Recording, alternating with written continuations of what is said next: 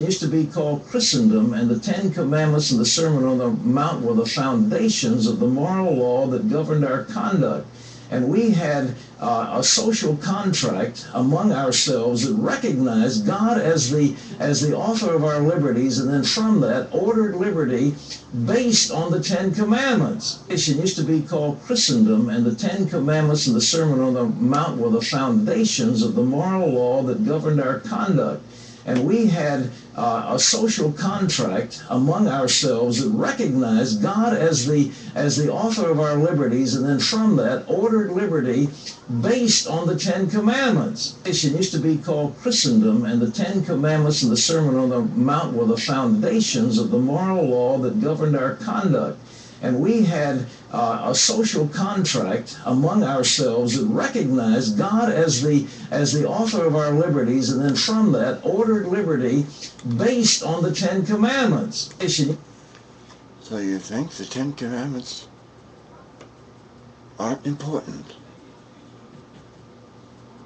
They were the foundation of what we built our beliefs on. They used to be. Western civilization was the foundation, and they believed in the Ten Commandments and the Sermon on the Mount. And that's what I teach. The Ten Commandments and the Sermon on the Mount. What a coincidence, Brad. Very good. Well done, good and faithful servant.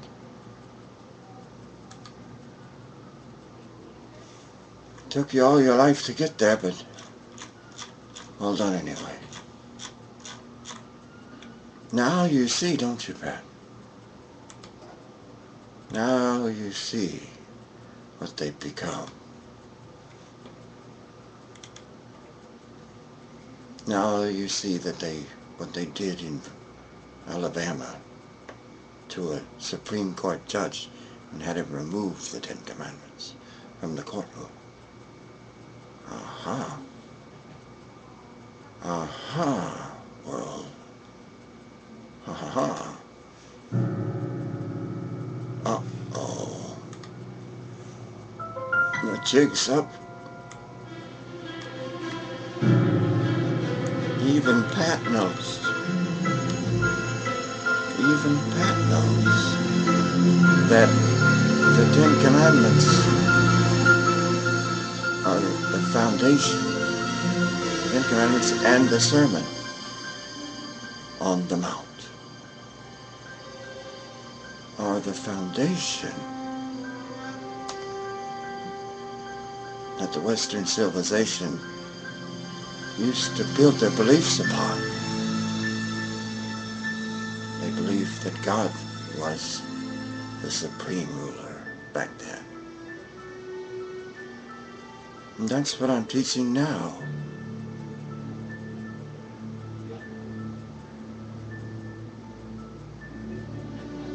So how can I be evil if I teach the foundation rule?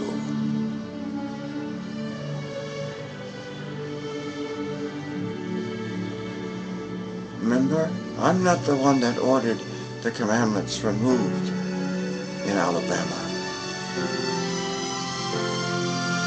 I'm the one fighting for their return. Join God's team and help fight for their return, world. And God will fight for you. He'll go to bat for you. And he hasn't lost a game yet. So learn the foundation, the Ten Commandments, and the Sermon on the Mount, which I know entirely. Yourselves. Be a foundation yourselves. Build upon a rock. Right? If you build upon a rock and the rain descends and the floods come and the winds blow and beat upon that house, it'll fall not. So it's good to build upon a rock. And the rain descended, and the floods came, and the winds blew, and beat upon that house. And it fell not, for it was founded on a rock. That's an exact translation from Matthew 7. That's an exact translation from Matthew 7.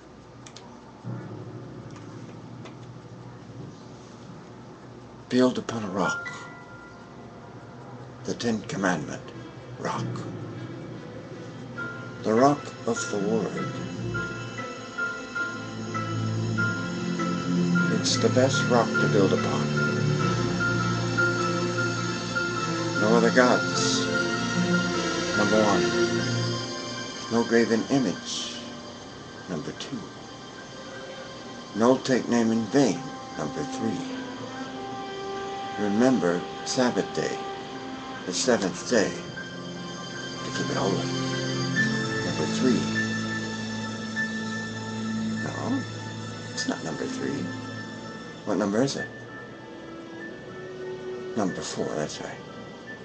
Number 5, honor father and mother. What's the next one? That's right, good. Thou shalt not kill. Thou shalt not commit adultery. Thou shalt not steal.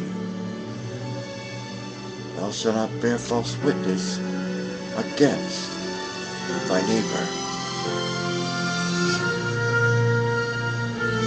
I mean, you officers of the law are going to have to work on that one. That and the killing. Thou shalt not covet anything that is thy neighbor's. And some of you confiscate drugs when you're bearing false witness. And kill. There are some really grotesque police brutality videos out there to back up my claims. Just go to YouTube. Police brutality. So if you're a good policeman, please don't be as those. You'll never see heaven because of their beliefs. God created the heaven and the earth.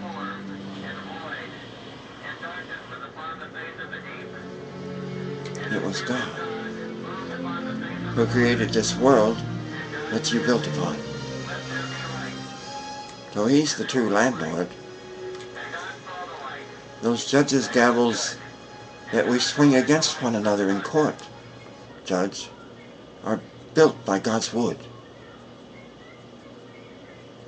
That's God's wood you used to build those gavels with, that you slam down in contempt.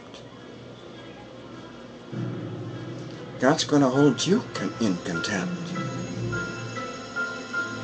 for holding others in contempt and judging them falsely with the wrong law. It's not man's law that was supposed to judge man.